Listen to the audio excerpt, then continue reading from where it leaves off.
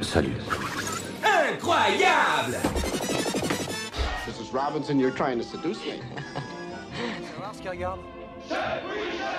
Ce mec est loin d'être tombé de la dernière pluie. C'est les pros, ces salauds-là. Vous savez ce qu'il regarde? Quoi? Nous. Bien le bonjour à tous et bienvenue dans cet épisode spécial Avatar, la voix de l'eau de James Cameron. C'est un petit épisode comme ça pour l'un des films quand même les plus attendus de l'année, si ce n'est de la dernière décennie quand même. Aujourd'hui, je suis en compagnie d'une équipe fraîche, sauf pour un. Qui lui n'est pas très frais, c'est Louis que j'introduis ici, qu'on n'a pas vu depuis longtemps, mais qui est ici avec nous pour parler de James Cameron. Comment vas-tu, Louis? Eh ben écoute, ça va très bien. Non, en vrai ça va, je suis très content d'être là ce soir. Effectivement, ça fait longtemps que j'ai pas été là à cause du boulot, tout simplement, mais je suis très content d'être là pour parler d'une des plus grosses claques de l'année. Voilà, on dit les termes tout de suite. Ah oui, allez, c'est parti. Il spoil. Est-ce que c'est pareil pour toi, mon cher Arnaud, qui est là aujourd'hui pour la première fois dans le podcast? Est-ce que pour toi aussi c'est une grande claque ce Avatar et bonjour. Oui, bonjour. Déjà enchanté d'être là pour la première fois. Pour Avatar, oui, c'est partie des grosses claques, effectivement. Pour pas trop spoiler mon top 10 de 2022, ça fait quand même partie de mon 5e film. Ah oui, bah, t'as pas voulu spoiler, mais t'as quand même spoilé. Oui, je spoil un petit peu. Mon cher Vin, c'est encore de retour. Comment ça va? Qu'est-ce que t'as pensé en un mot? Et des bisous. Eh ben, salut, très content d'être là encore. Et puis, ouais, Avatar, c'était génial, mais on va en parler. Ah oui, non, mais je fais ça dans le simple objectif de finir par Will. Parce qu'entre Will et toi, il y a Démétrio. Comment ça va, Démétrio? Ça va, je suis ravi de parler de bons films et surtout d'Avatar. Ah bah. Et Will, qu'est-ce que t'en penses d'Avatar? Bonjour. Salut, Bah écoutez, je vais être un peu plus mesuré que mes comparses ce soir, mais j'ai quand même bien aimé Avatar, j'ai beaucoup aimé. Voilà. En gros, ça va être un peu la tête bien pensante de cette émission qui commence tout de suite et maintenant par son petit générique Avatar pour revenir sur le premier film et ensuite partir sur le deuxième.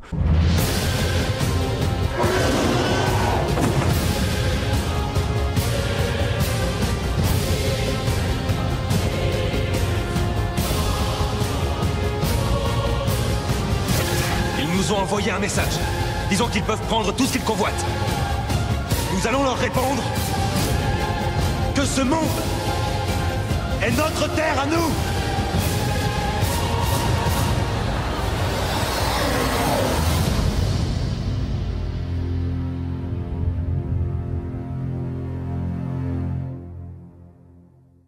Avatar, le premier du nom, est sorti le 16 décembre 2009 en salle. La majorité de nous l'avons découvert au cinéma enfant ou alors plus tard dans une rediffusion télé. Ça racontait l'histoire de Jake Sully qui est arrivé sur la planète Terre pour remplacer son frère qui était mort au combat, pour le remplacer dans son avatar. Ainsi, il a commencé à rentrer dans la tribu des Na'vi, l'espèce extraterrestre qui peuple la planète Pandora. Mais en s'incrustant dans cette tribu, il va finir par tomber amoureux de Neytiri, la fille du chef, ce qui va pas plaire au peuple de la Terre, les humains, et notamment le général Quaritch qui va aller à sa poursuite et qui va lui vouloir complètement anéantir l'espèce Na'vi et prendre le contrôle de cette planète pour sauver la planète Terre. Ça va le résumé fait de tête? Ça passe? Ça passe. Un peu long. Un peu long, bah. On oublie quelques éléments de l'intrigue principale, mais à part ça, ça va. J'ai improvisé le synopsis Allociné, pue la merde. Premier Avatar, qui a envie de commencer à parler de son avis dessus, de ce qui en reste, de comment il a découvert. Bah vas-y, mon cher Louis, qu'est-ce que toi t'en penses du premier Avatar et est-ce que t'as des petites anecdotes à nous passer sur le film? Alors, le premier Avatar, je l'ai découvert quand j'étais en CM2. Du coup, ça remonte. Heureusement, je l'ai vu il y a quelques mois pour sa ressortie au cinéma, juste avant Avatar 2, en septembre, très précisément. Et le premier Avatar, je m'en souviens comme d'une une grosse claque. Tu sais, c'est les premières claques de cinéma que t'as dans ta vie. Je devais avoir genre 9-10 ans. Et je me rappelle qu'il était sorti en VOD, juste avant de sortir en DVD, et que je l'avais loué. Et j'avais enregistré sur un vieil enregistreur DVD cette VOD, et je l'avais passé à tous les gens de ma classe en fin d'année. En fin d'année, on avait le droit de regarder un film, on rapportait tous des films. Et bien sûr, c'est Avatar qui a été choisi. Et tous les gens de ma classe en CM2 avaient pour la plupart découvert Avatar ici. Et ça avait été un super souvenir. Et j'ai été très, très agréablement surpris de le redécouvrir en septembre cette année. Ça faisait vraiment beaucoup de temps que je l'avais pas vu. En fait, depuis 2012, je n'avais pas revu Avatar. Et quand je l'ai redécouvert en septembre en 3D, le film a pas vieilli, quoi. James Cameron a réalisé un film de 2022 en 2009, quoi. Oui, non, c'est ça. Et moi, je trouve ça dingue, je trouve ça impressionnant. Ça a plus de gueule que les 3 quarts des Marvel qui sont sortis récemment. Ça met à l'amende tous les cinémas de blockbusters sortis ces 10 dernières années. Merci James Cameron. Mais qu'est-ce que t'as foutu en 10 ans à part faire 5 films? Je me pose la question. Voilà.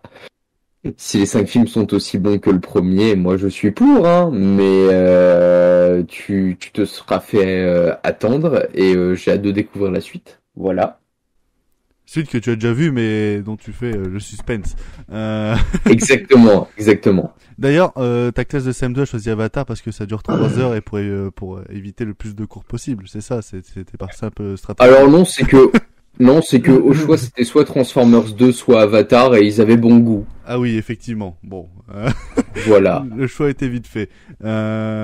Arnaud, qu'est-ce que toi tu en penses de ce premier Avatar? Est-ce que tu as une petite anecdote personnelle à nous livrer? Je n'ai pas vraiment d'anecdote, mais je dirais que comme tout le monde à l'époque, et à l'époque ça résume aussi à dire que j'étais en CM2, oui, ça fait partie des premières claques que j'ai aussi prises au cinéma, et je me souviens notamment à cette époque-là que c'est la première fois que j'entendais d'un film que ce film est un avis unanime en fait, tant il est positif, tant sur l'aspect technique ou même de l'histoire qui est même assez simple mais qui et encore actuel. Et encore oui, actuel, non, fait mouche. Oui, qui peut toucher un peu tout le monde avec sa simplicité en fait. Ouais, universel. Ouais, voilà. Bon, on dit tous qu'on a vu en CF2, il y a Vince qui fait les gros yeux comme si on était des vieilles personnes. J'ai envie de mourir. Oh. Ah oui, on avait 9 ans, excuse-nous, mon cher Vince. J'en avais 13. Ah oui, qu'est-ce que toi tu as à nous dire sur Avatar d'ailleurs, à l'âge de tes 13 ans? Ouais, écoute, c'était la grande sensation Avatar à l'époque. Tout le monde disait waouh, la 3D, tout c'est fou. Donc j'étais allé le voir et ouais, j'avais trouvé ça fou, la 3D. J'avais vraiment bien aimé le film. Ça n'a pas été non plus une immense claque. Enfin, je me suis pas dit c'est le meilleur film de la Terre. À 13 ans. Et oui. Ah bah. Et petit à petit, au fil des années. Je l'avais pas revu en fait depuis. Je me disais quand même c'était bien Avatar, mais c'est pas non plus un film incroyable. J'ai fini par le revoir en 2018, donc quand j'avais 22 ans. J'ai tout de suite compris que j'avais eu tort de penser ça, parce que c'est quand même vachement bien. Et j'ai profité de sa ressortie en salle en septembre dernier pour le revoir au cinéma cette fois-ci.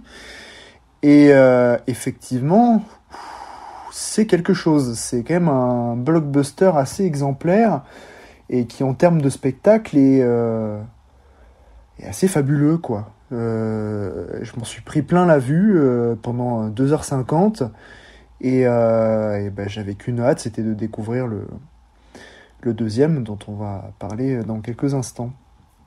Et toi, Démétrio, qui est, si on reste dans l'âge, le Benjamin de cette émission, qu'est-ce que tu retiens de ce premier Avatar Moi, j'étais bien plus jeune que vous. J'avais 5 ou 6 ans, je crois. Donc, en fait, moi, je l'ai même pas vu au cinéma, je l'ai vu sur un ordi. Donc, si vous voulez, la claque technique en 3D, j'ai pas commencé à me l'apprendre. Je me suis juste dit, bon, bah, d'accord. C'est un film sympa, mais si vous voulez, ça marquait pas plus qu'un Jurassic Park. Le paradoxe avec le 2, c'est que je trouvais quand j'étais petit que l'univers était assez insaisissable. J'avais du mal à rentrer dedans, à m'attacher au personnage, et même, enfin, bon, j'avais 6 ans, donc pour moi, les mecs bleus, ils me faisaient peur. Mais, donc, je l'ai revu au cinéma l'année dernière. Et, enfin, l'année dernière, non, il y a quelques mois. Et la claque, évidemment, elle est là. Mais bizarrement, pas quand j'étais petit. Donc, ça m'a fait un parallèle assez étrange. Mais alors, dès qu'on passe le postulat de c'est Pocahontas en bleu, bon, voilà, c'est la petite phrase que les gens ils disent. C'est pas parce qu'un scénario est simple qu'il n'est pas intéressant. Enfin, c'est juste que ça rend le film universel et accessible pour tout le monde.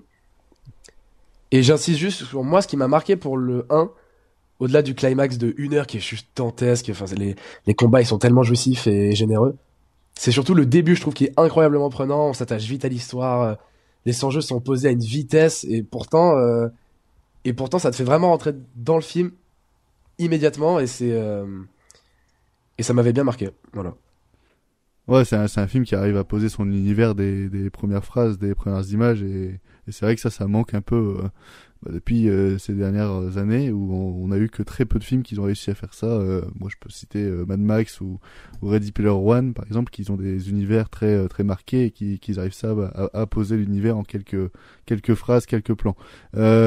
Pour terminer le tour de table, Will, qu'est-ce que toi tu penses de ce premier Avatar et pareil, à l'âge de tes 9 ans, qu'est-ce que tu en as pensé? Alors, si je me trompe pas, j'avais 8 ans quand j'ai découvert le premier Avatar. Ah oui, en plus. Et alors en fait, c'est un film que j'avais bien aimé. La 3D, voilà, c'était une nouveauté. Je trouvais ça impressionnant. Après, j'étais pas forcément très bien placé dans la salle parce que je me souviens, la salle était tellement pleine. J'ai dû arriver à la dernière minute et du coup j'ai eu le siège sur le côté droit un peu merdique, mais bon, ça a été quand même. Mais je l'avais pas revu jusqu'à cette année, donc j'en gardais un bon souvenir. C'était un film que j'aimais bien, mais c'est vrai que je le trouvais pas exceptionnel non plus. Et je l'ai revu en septembre et c'est vrai que je l'ai vraiment revu à la hausse, à tel point que pour moi c'est quand même parmi les meilleurs films de James Cameron, en tout cas peut-être dans un top 5. Et vraiment un excellent film, un excellent blockbuster. Comme tu l'as dit, Démétrio qui pose très vite et très bien ses enjeux avec un rythme à couper le souffle. Donc super film, et puis ça a été quand même une vraie révolution technique, hein. On en reparlera avec Avatar 2 parce que évidemment James Cameron va encore plus loin, mais déjà à l'époque c'était très impressionnant. Et pour terminer, moi pareil, j'avais 8-9 ans, je pourrais plus trop dire, j'avais été beaucoup de fois au cinéma avant parce que mes parents ils adoraient m'emmener au cinéma, voir des Disney et tout comme ça, et pour moi Avatar ça a été vraiment la première fois où je suis sorti du cinéma et et la première fois où je me souvenais avoir été au cinéma, donc c'est-à-dire la seule séance dont je me souviens quand j'étais chaud, parce que j'ai pris une énorme claque, une de mes plus grosses claques de toute ma vie, et c'est un film que j'ai souvent revu, que j'ai dû revoir au moins une dizaine de fois après le visionnage, et qui dès que je tombe sur une image, dès que je tombe sur une diffusion télé ou un truc du genre, de manière aléatoire, je m'empresse de regarder la suite, même si j'ai manqué la première heure ou etc. Ça m'est encore arrivé il y a 2-3 jours, à vous dire. Mais non, c'est un film qui moi m'a suivi, qui reste dans mon cœur, et qui plus je le revois, etc., plus j'arrive à comprendre certaines choses, et plus j'arrive à cerner certaines subtilités de réalisation. Mais on en reparlera avec le 2. C'est vrai que il y a des choses, et ça je vais aller dans le sens de William après, il y a des choses qui, par exemple, on sent que c'était de base un one shot, et que ça devait pas être une saga quand on revoit le premier film, mais ça n'empêche que ça reste une qualité, et que pour moi les justifications sont plutôt bien trouvées, mais bon, c'est un film qui a marqué, et qui, peu importe ce que les gens en ont dit pendant 13 ans sur les réseaux sociaux, etc., Suffit qu'on l'ait un petit peu oublié pour le revoir et pour le réajuster à sa juste valeur. Si on peut dire ça comme ça. Est-ce que quelqu'un veut rajouter quelque chose sur le premier Avatar? Oui, vas-y. Juste parler de la version longue qui du coup était sortie en 2012-2013 il me semble. Enfin, la version longue c'est une des dernières versions que j'avais vues avant de le revoir en cinéma en septembre. Et cette version longue elle apporte un nombre incalculable de choses, notamment sur le personnage de Norm et de sa relation qu'il a avec la Warrior jouée par Michelle Rodriguez, dont j'ai oublié le nom dans le film, je suis désolé. Ah ouais. Mais ça apporte quand même énormément de choses qui viennent vraiment changer fondamentalement des enjeux dramatiques, normalement de la scène finale du film. Et je trouve qu'il est vraiment important de aussi découvrir Avatar dans sa version longue. Et comme tout film de James Cameron, que ce soit Abyss ou Terminator 2, la version longue vient vraiment nous percuter dramatiquement parlant et d'un point de vue de sensation, de ressenti. Je trouve ça important pour tout spectateur de découvrir les versions longues des films de James Cameron. Et Avatar 1, notamment, rajoute énormément de choses dans sa version longue. Donc je conseille vraiment de voir la version longue d'Avatar 1. Il me semble que je l'ai jamais vu alors que je possède le Blu-ray. Vince, oui. Juste, je rebondis justement à ce que tu viens de dire, Louis, parce que quand j'ai revu le film en 2018, je sais que j'ai vu cette version longue, mais là, du coup, j'arrive plus à faire de différence entre ce que j'avais vu de la version longue et ce qu'on a vu au cinéma là quand c'est ressorti. J'ai l'impression que c'est pas le même montage, mais je sais plus du coup quelles sont les différences. Est-ce Ça que n'est tu pas la saurais version m'éclairer longue. là-dessus? Ça n'est pas la version longue qui est ressortie au cinéma, hein, parce que toute la relation entre Norm et Michelle Rodriguez est balayée de la version qui est ressortie en 2018, mais il y a quand même des plans qui ont été rajoutés au début, notamment des plans qui se déroulent sur Terre, avec Jake, justement, avant qu'ils soient engagés par les Marines. Il y a toute l'introduction de la version longue qui a été gardée, mais le reste de la version longue a disparu. Je ne sais pas pourquoi, je trouve ça vraiment, vraiment dommage. Ouais, c'est vrai que le montage qui est ressorti en septembre, c'est pas le même c'est un autre, en ouais. 2008, en 2009, et c'est pas non plus le même non, c'est un autre montage où ils ont rajouté apparemment des plans qui vont servir pour les suites. Ouais. Exactement, Ils ont appelé mais ça même la Special Edition, je crois, ou un truc comme ça. Et c'est vraiment dommage parce qu'il y a même des plans sur l'arrivée de Jake avec la faune de Pandora qui est un peu plus variée que ce qu'on voit dans la version cinéma ou dans la version spéciale, qui vient directement attaquer les humains quand ils arrivent. Je pense à une scène avec un oiseau qui vient menacer Jake sur sa chaise roulante et qui est tué par un Marines comme ça. Et le Marines commence à dire que la faune de Pandora est dangereuse. C'est des petits trucs, mais ça rajoute un peu à l'univers quand même. Ouais, je vois ce que tu veux dire. Après, pour parler version longue et pour rapidement transiter vers Avatar 2, on sent qu'aussi dans Avatar 2 qu'une version longue existe. Il y a plusieurs fois des ellipses, par exemple, sur fond du haut noir. On sent que des fois il manque peut-être 2 ou 3 scènes. Qui certes pour moi ça ruine pas l'intrigue, hein, mais tu sens qu'il y a une version longue derrière, surtout qu'il y a des rapports qu'ils ont dit que James Cameron voulait que l'ours en entier du film, donc l'ours c'est la version 8h 9h du film, soit entièrement faite en effets spéciaux, etc., pour au cas où ressortir des versions ou faire une version longue et justement plus tard. Non, mais c'est pour Avatar 3 ça qu'on a eu ces rumeurs-là. Oui, mais il a demandé, il y a eu ce rapport-là pour Avatar 3, mais ça m'étonnerait même pas qu'il l'ait fait pour Avatar 2. Je pense que quand un Blu-ray va sortir, il y aura une version longue dedans, avec, à mon avis, plus de 20 minutes en plus. Hein. On reparlera, je pense, en fin d'épisode des news qu'on a eu sur Avatar 3, mais oui, pour l'instant, le film dure 9 heures, et coupé dans 9 heures de film, je trouve ça immense, je trouve ça beaucoup trop. Mais c'est ça m'étonnerait même pas que Avatar 3 dure 4 heures. Ça ne m'étonnerait même pas. Ah, mais c'est pratiquement ça pour beaucoup de films après. Hein. Mais c'est vrai que 9 heures, ça fait quand même beaucoup, mais apparemment les shots pour Avatar 3 sont encore plus spectaculaires que ceux des deux. Mais ça, on en reparlera à la fin. On peut passer directement à Avatar 2, toujours réalisé par James Cameron, 13 ans après la sortie du premier. Écoutez, la bande-annonce et ensuite le synopsis. La voix de l'eau relie toutes choses. Avant la naissance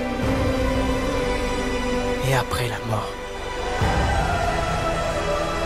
C'est ici notre maison. J'ai besoin de te savoir à mes côtés. J'ai besoin que tu sois forte.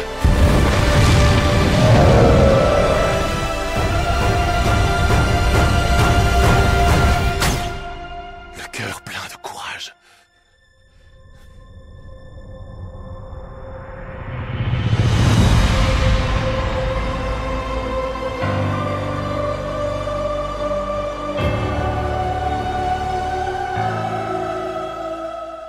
Se déroulant plus d'une décennie après les événements relatés dans le premier Avatar, la Voix de l'eau raconte l'histoire des membres de la famille de Sully, donc Jake, Neytiri et leurs enfants, les épreuves auxquelles ils sont confrontés, les chemins qu'ils doivent emprunter pour se protéger les uns les autres, et les batailles qu'ils doivent mener pour rester en vie et les tragédies qu'ils endurent. Synopsis encore de merde de Allociné. Mais synopsis qui spoil pas des masses, donc c'est plutôt pas mal, parce que nous on va spoiler comme des merdes. Donc si jamais vous avez pas vu Avatar... Enfin, on peut faire quand même le début de l'émission un peu sans spoiler et après... Ah oui, non mais quand on va rentrer dans le détail dans 5-10 minutes, oui, voilà. on va spoiler, mais au cas où je fais un disclaimer, si vous n'avez pas vu encore Avatar 2, allez le voir et venez nous écouter ensuite. C'est mieux. Comme c'est Will qui a parlé en dernier la dernière fois, Will, maintenant je te laisse commencer. Qu'est-ce que tu penses d'Avatar, la voix de l'eau? Alors déjà, c'est un film que j'attendais beaucoup après avoir revu donc le premier film que j'ai donc revu à la hausse. Je me souviens que avant de le revoir, quand j'avais vu les bandes annonces, je trouvais ça merveilleux, évidemment visuellement, mais voilà, le film me donnait pas particulièrement envie parce que je me souvenais plus trop de l'histoire du premier film. Bien sûr, ça a changé, donc avant de voir le deuxième film, j'étais plus que hypé à l'idée de voir la suite des aventures de Jake, Neytiri et compagnie. Et déjà, c'est le point que j'ai le plus apprécié sur le film, c'est tout le développement des personnages principaux et surtout de la famille, qui est le sujet central du film. C'est ce que James Cameron dit d'ailleurs dans toutes ses interviews, qu'il voulait faire un film sur la famille. Et sur ce point-là, le film a une vraie réussite. Pour l'avoir revu aujourd'hui même, c'est vrai que tous les personnages de la famille sont absolument magnifiques. Ils contribuent en fait à un développement dramatique qui s'assimile à un groupe en fait, c'est-à-dire qu'il n'y a plus vraiment certes le personnage principal dans le film, mais le personnage principal justement c'est ce groupe, et il s'est vraiment humanisé sur les 3 heures de film, ce groupe, et ça passe encore plus évidemment par la motion capture, comment le détail en fait des expressions est à ce point réaliste et émouvant. Donc ça c'est vraiment pour moi un point essentiel à dire sur le deuxième Avatar.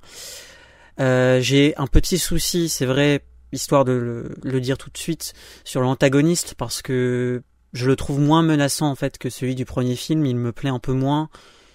Et les enjeux de manière générale, c'est vrai que il m'intrigue un peu moins, voilà, ça me parle un peu moins que ceux du premier film, mais pour autant, il y a des choses qui sont quand même vraiment intéressantes. Notamment la relation de l'antagoniste avec un autre personnage, je vais pas le dire tout de suite, mais on en parlera peut-être après. Tu peux. Fait, ok, je peux le dire. Donc oui. La relation entre l'antagoniste même et en fait son supposé fils, qui fait écho également à la famille de Jake, puisqu'évidemment il y a un lien de filiation avec les enfants, et également au personnage de, j'ai oublié son nom. Avec sa mère qui est incarnée par Sigourney Weaver. Mais Kiri. voilà, le personnage de Kiri. Donc on a cette question de la parenté qui est vraiment, encore une fois, bien développée sur tout le film et qui passe également par l'antagoniste. Donc ça, c'est vraiment intéressant.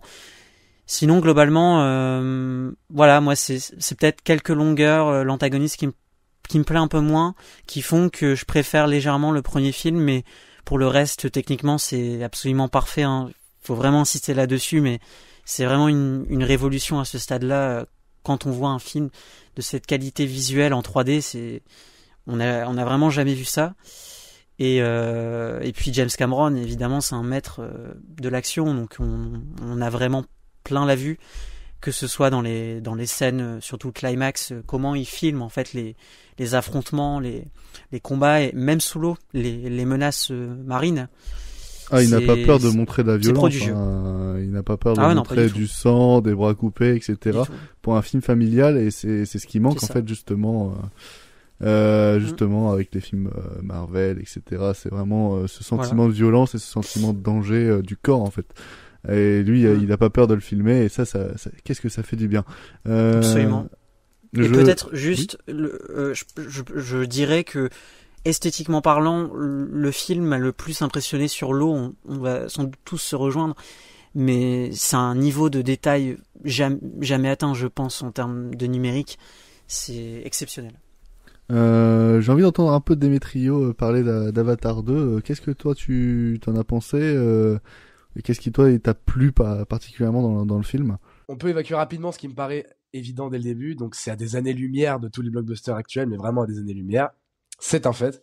Donc le film, il est intelligent, généreux, il prend son temps, ça pose le cadre. Ça paraît bête de dire ça parce que ce serait évident normalement. Mais là, on prend le temps de voir les personnages. Là où dans un Marvel, s'adapter à une communauté, maîtriser des techniques, etc., il y aurait eu juste un cut, ça aurait été expédié en vitesse. On aurait dit, ok, bah c'est fait, tel personnage il a pris telle compétence, maintenant on peut y aller, on va se battre. Là, on te montre, je pense, 30-40 minutes de film où c'est juste, ok, on va aller rencontrer la nouvelle communauté. Parce que dans le film, pour ceux qui l'ont pas vu, si jamais quelqu'un l'a pas vu en écoutant cette émission, je déconseille parce que je vais spoiler.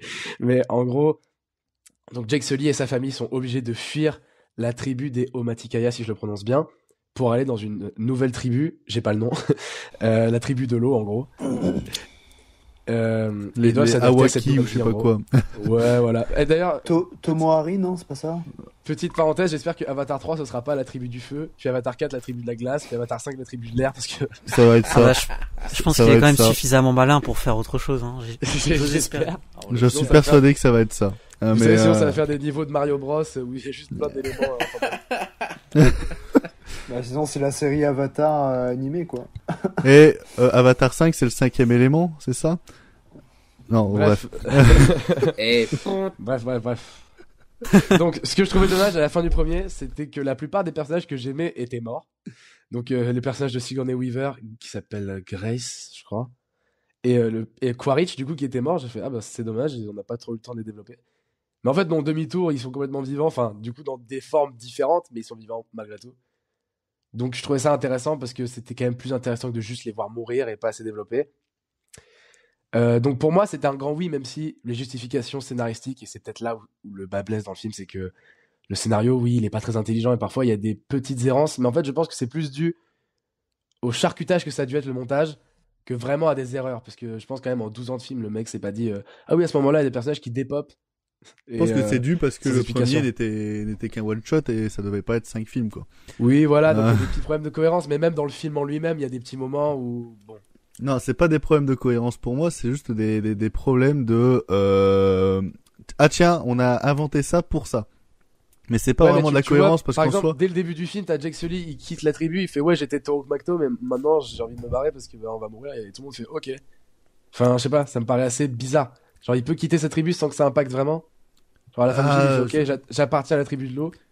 C'est pas ça qui me choque le plus. Moi, c'est plus le système de on a gardé la mémoire de Quaritch pour le mettre dans un clone. Tu vois, ça ouais, mais ça, à la limite, je trouve ça tellement drôle que ça me dérange pas. Non, mais c'est même pas que c'est drôle, c'est qu'en fait, tu sens qu'ils l'ont inventé pour le 2 et pour la suite des sagas. Mais c'est juste que ça arrive comme un cheveu sur la soupe. Et c'est ça le problème. C'est que ça a pas été amorcé dans le premier parce que justement, le premier n'était pas fait pour ça. Vince, oui, tu lèves la main. Ouais, non, mais je vais rebondir sur ce que tu viens de dire. Moi, c'est ce qui me dérange un petit peu en fait dans la première heure du film, cette mise en place que je trouve un petit peu balourde, un petit peu maladroite, où on te pose les trucs sans t'expliquer et voilà, tu dois l'accepter et bim. Ouais, du style, bonjour, quand Spider, il dit, machin, c'est réincarné, ok. On congèle pas les bébés, genre, faut que tu l'acceptes, quoi. Ouais. Donc. C'est ok, il y a des vaisseaux dans l'espace, on peut pas congeler des bébés, genre. D'accord. Enfin, tu vois, t'es censé être là en mode oui, c'est logique, puis d'un autre côté, tu fais bah non. Enfin. Ouais, donc c'est plausible si tu veux, mais c'est tellement amené brut de décoffrage que c'est pas voilà, c'est pas simple à introduire, je trouve. Néanmoins, effectivement, tu sens que c'est une idée qu'ils ont rajoutée pour le 2, que c'était pas prévu dans le 1, mais d'un autre côté, si on avait eu une graine de ce qui aurait pu être fait vis-à-vis de son esprit, de ses souvenirs, machin truc, dans le 1, on n'aurait peut-être pas vécu le climax du 1 de manière aussi intense et dramatique. Ouais. Genre, donc bon, j'accepte au final que ça apparaisse dans le 2 et on peut se dire, bon ben voilà, il y a eu les développements technologiques ont fait que... Mais, et puis, ça rejoint finalement la même idée que dans Terminator 2, où le Terminator revient dans un autre corps, mais il revient du coup, c'est plus l'antagoniste, il est programmé pour autre chose, et là, c'est intéressant parce que Quaritch, il revient avec donc ses souvenirs, donc il a encore en tête sa mission, sa rancœur envers Jake Sully, etc., mais il y a des nuances qui font qu'il n'est pas tout à fait pareil, et ça se voit notamment dans sa relation avec le jeune Spider, donc qui était supposé être le fils du vrai Quaritch, sous sa forme humaine. Ça aussi, c'est un peu balancé comme un cheveu sur la soupe, hein, d'ailleurs. Oui, ouais. Ils étaient tous enceintes. Sigourney Weaver était ouais, enceinte voilà. aussi. Enfin, c'est un peu... Il te balance ça au début en mode c'était son fils, voilà. Moi je trouve qu'ils auraient pu aller quand même plus loin hein, sur la relation Weaver, entre les ouais. deux. Alors... Sur Sigourney Weaver, par contre, pour moi c'est absolument justifié, mais ça j'en reviendrai aussi. J'ai ma théorie en gros, aussi, sauf hein. si c'est carrément christique et là ils assument le truc en mode c'est la nature quoi. Mais en vrai, je pense que c'est. C'est ça, pour moi le père c'est Iwa, mais bon. Ouais, non, si c'est ça, moi je valide complètement pour Alors moi j'ai une autre théorie bien dégueulasse, mais je la garde pour mon passage. Toi t'as vu des hentai toi avec des tentacules Non, moi je vais dire que Quaritch c'est le père et qu'il a violé Sigourney Weaver, mais j'ai rien à dire. Ah non, je pense pas parce que non. Non, je pense pas du tout. Ce serait un gros plot twist, les gars, ce serait. En vrai, oui, mais. Pour moi, la théorie de Aiwa et le père et elle, c'est un peu Jésus, tu vois, l'enfant. Non, mais ça fait Anakin avec les. Bah, c'est un peu Rey Skywalker. Hein. Ouais, c'est justement. Ça me fait chier. Par contre, si c'est ça, vraiment, ça me fait chier. Bah non, parce que c'est déjà mieux écrit que sur Star Wars, mais bon. Regarde, on compare avec Star Wars 9, où t'as Star Wars 9, tu vois, t'as Palpatine qui revient en mode oui, j'étais vivant. Non, mais en fait, c'est quand même bien plus pertinent de faire revenir Quaritch pour qu'il. En fait, là, le truc, c'est que dans Avatar 2, moi, j'ai quand même pensé un peu à ce qu'ils ont fait dans Star Wars, parce que t'as les mêmes visions du personnage qui se pose la question de qui sont mes parents. Et tu vois, vraiment, c'est la même chose dans l'épisode 7. Donc, je me dis, est-ce qu'ils vont assumer de la relier à un élément naturel ou vraiment une personne physique? Après, il faut voir ce qu'ils en font. Hein. Alors, ça, les technicités de ça, je sais pas comment il va s'y prendre, mais effectivement, je pense que elle a été introduite de façon tellement symbolique, christique dans ce film que ça peut pas être autrement, parce que sinon, je pense que le plot twist sur ses parents, on l'aurait eu déjà dans ce film. En fait, il n'y a pas de raison de faire tellement de secret. Ouais, je trouvais ça bête aussi.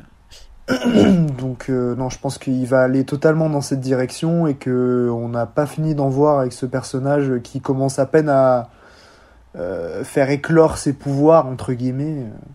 Oui, il est génial ce personnage. Très intéressant. Pour moi, c'est une force du film.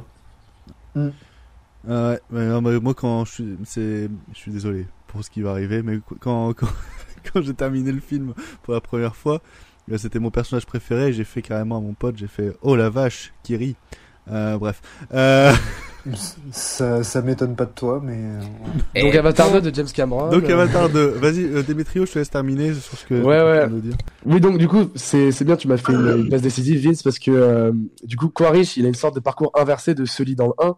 Où là il va devoir traverser tout ce qu'il a traversé, donc remonter les bêtes, etc., s'habituer à être un navire, mais je trouve que c'est dommage, ça aurait mérité encore plus de profondeur.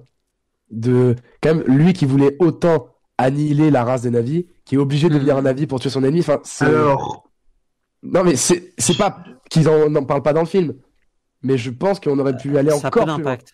C'est un peu Non, d'impact. en Au final, fait, ouais. Parce qu'il repart en mode Texas, il fait yeah, ok, alright. Du coup, il repart et bon. non, mais justement, ce qu'il faut comprendre, c'est que c'est pas réellement Quaritch. Il a ses souvenirs, d'accord, mais là, il est dans un nouveau corps. En fait, euh, C'est un bébé qui vient de naître. C'est un bébé. Voilà, c'est son vrai corps, en fait, le corps Na'vi. Donc, il n'a pas de raison de le rejeter malgré les souvenirs de Quaritch. Et on le voit, en fait, direct, quand il ouvre les yeux, il se réjouit de son corps. Il admire ses crocs, ses mains. Donc, en fait, pour lui, c'est une nouvelle arme de destruction massive, son truc. Il se dit, bah, super, tu vois, je suis un militaire super entraîné. Et donc maintenant, avec mon physique de Navi super développé, ça va être une dinguerie. Je vais faire des trucs de ouf. Et ces Ouais, mais souvenirs, il y a des trucs que ça implique quand même. Ces souvenirs, en fait, ils Non, s'activent non. à partir du moment où ses coéquipiers leur disent leur prénom, parce qu'au départ, il les reconnaît pas. Et ensuite, sa quête de mission de Jake Sully, c'est quand le vrai Quaritch parle à lui-même, enfin parle à son clone, qui lui rappelle justement le nom de Jake Sully. Mais à côté, il y a plus de haine de Na'vi derrière. Sa quête, c'est juste retrouver Sarah Connor en fait. C'est juste retrouver Sarah Mais c'est Connor. ça. C'est par tous les moyens en fait. Il s'en fout maintenant au point où il en est. Son corps humain, il est destroy, il peut plus rien faire. Ben voilà. Ouais. Ouais, mais bon, enfin, je trouve qu'il accepte. Enfin, d'accord, même si c'est intéressant ce que vous dites sur le fait que c'est un nouveau corps, etc. Donc, c'est pas exactement le même personnage. Je trouve quand même il accepte vachement vite sa mission, quoi. Enfin, Bah, il pas trop accepte, comment dire. il accepte parce que c'est sa seule raison de vivre au départ.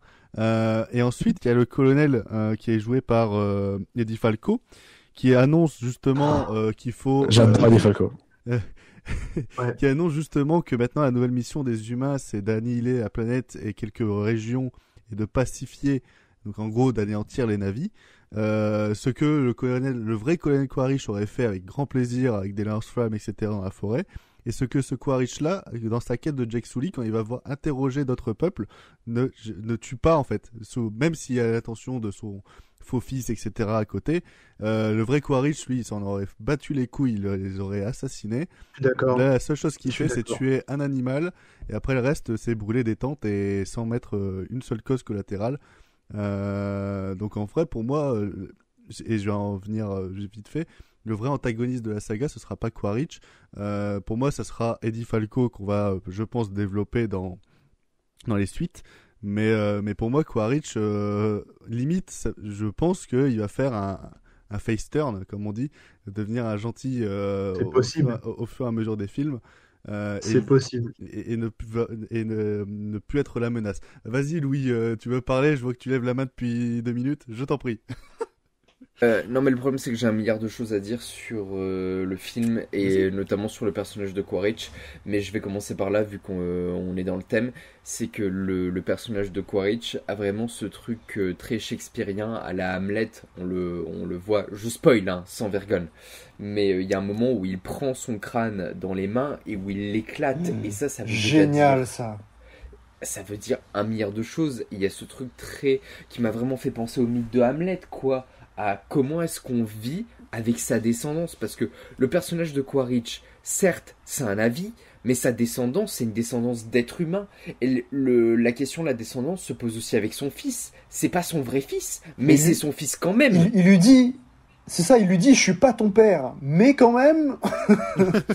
C'est ça qui est drôle, quoi, la relation qu'il a avec lui. Exactement, et ça pose un milliard de questions que j'aurais aimé que ce Avatar 2 mette plus en avant. La question de l'identité, qui je suis face à tout ça. Oui, je suis d'accord. Est-ce que je dois buter ce gars à tout prix, vraiment? Et on sent que ce personnage-là a vraiment été construit comme un Terminator, mais de toute façon, j'y reviendrai. Mais Avatar 2, c'est un film qui est ultra référencé sur la filmographie de James Cameron. Et pas que, il y a des grosses références quand même à Apocalypse Now, qui avait déjà dans le premier, mais qui là dans le deuxième. Enfin, moi je pense à une scène, c'est la scène où on voit Jake qui sort de juste sa tête de l'eau et il y a toutes les flammes autour. Ça, c'est ultra référencé. On a des références à Abyss, on a des références à Titanic évidemment. Je trouve que c'est vraiment Avatar 2 est un film complet. par rapport à la filmographie de James Cameron. Mais du coup, ce personnage de Quaritch, je l'aime autant qu'il me fait chier dans ce deuxième Avatar.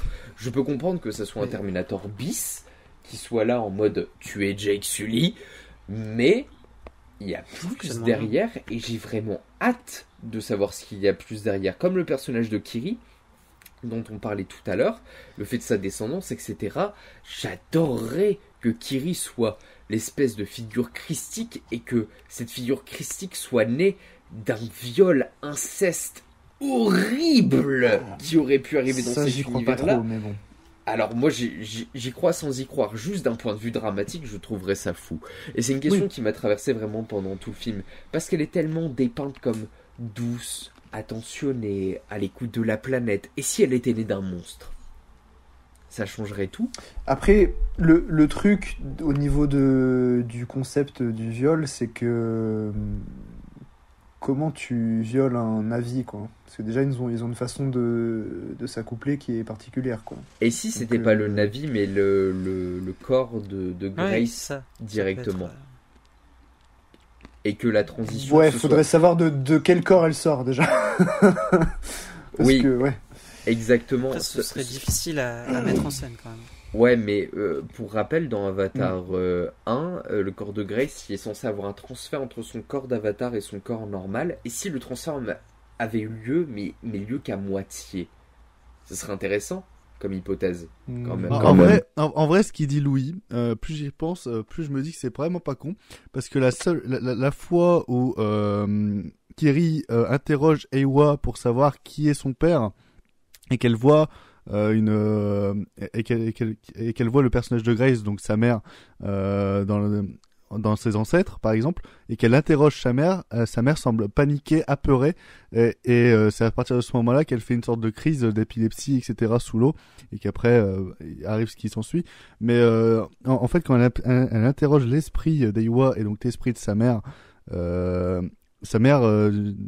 ose même pas lui répondre, et c'est ça qui me fait dire que Louis a peut-être raison d'un certain point, parce que ça aurait été juste Eywa en fait. Sa mère aurait eu plus, je pense, une réaction sourire en mode tu verras ma fille, tu comprendras plus tard. Mais là, elle semblait paniquer, ce qui a causé justement la blessure de Kiri au milieu du film. Ça me fait poser énormément de questions. Hein. Pour revenir à ce que tu disais par rapport à tout ce qu'on est en train de théoriser, justement, c'est ce qui manquait en fait justement dans cette ère de période, c'est-à-dire une saga qu'on sent qui est écrite maintenant du 2 jusqu'au 5, et que y a des choses qui vont survenir.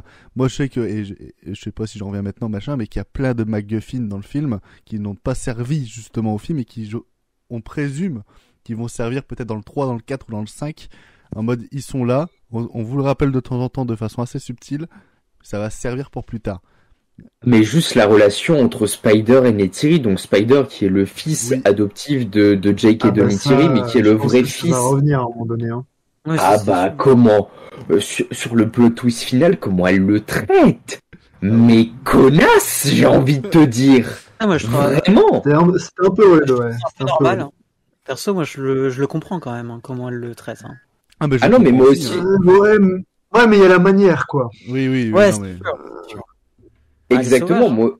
Ah non, mais moi aussi, je le comprends, et je veux bien que tu sois aussi un animal, doté de conscience, etc. Mais merde, quoi, c'est rude. Moi, j'ai vu cette scène, ça m'a vraiment fondu le cœur. J'ai eu un élan de détestation pour le personnage de Zoé Saldana. Vraiment. Il y a eu ce truc où je me suis dit, mais j'ai envie de te voir crever comme une merde, là, c'est pas possible. Et ça, c'est un truc qui sera forcément, ça aura un impact sur la suite. Parce que tu fais ça à un gosse, il l'oublie pas. Oui, c'est clair. Moi je propose qu'on... Oui. Vas-y, termine ce que tu voulais dire, Vince, et après... je vais juste dire un dernier truc, et après on va peut-être laisser s'exprimer Arnaud, parce que je crois qu'il n'a pas placé une depuis tout à l'heure. Non, juste sur ce que disait Louis, comme quoi on a plein de petites graines plantées qui sont très intéressantes et qui serviront pour la suite, notamment Quaritch. Il est vraiment en fait présenté comme un Terminator, c'est une machine. C'est-à-dire qu'en fait, même quand il refait le parcours de Jake qui était dans le premier film où il va se connecter avec la bestiole volante là, et refaire tout son parcours. Il le fait, mais de manière très mécanique. Il n'y a pas de connexion spirituelle avec Eywa et tout l'environnement de Pandora. Il le fait en mode ah ouais, il faut brancher ça sur ça. Ok, c'est bon, on branche.